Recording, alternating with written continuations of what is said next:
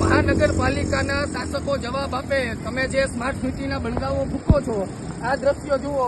રાજકોટના 150 ફૂટ range road કે જે મુખ્ય માર્ગ કહેવાય, ત્યાં વાહનો પાણીની અંદર ફસાયા છે. વાહન ચાલકો નીકળી નથી શકતા. ચારે બાજુ નદીઓ અને ઓકળા જેવી સ્થિતિ છે. રાત્રે 3 વાગે પીજીવીસીએલની ઓફિસે અધિકારીઓને ઉધડો લેનાર સ્ટેન્ડિંગ કમિટીના ચેરમેન અહીંયા જનનાયક બનો.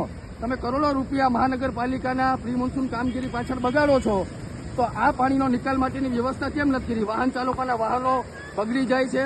આવા અનેક વાહનોનો તમે તમામ ટોટલ ખર્ચ ગણો તો ઈંધણ અને વાહનના એન્જિનના બગાડ પાછળ વાહન ચાલકોને કરોડો રૂપિયાનું દર ચોમાસે નુકસાન થાય છે.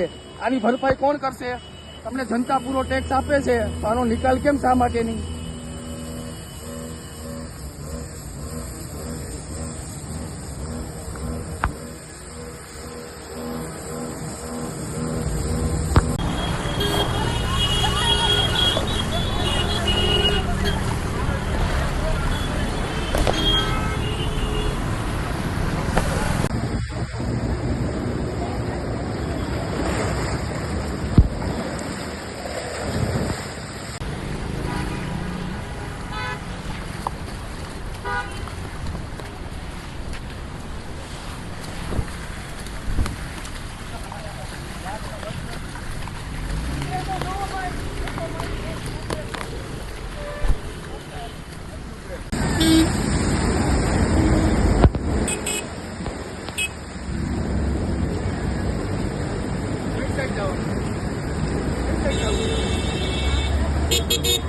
Thank you.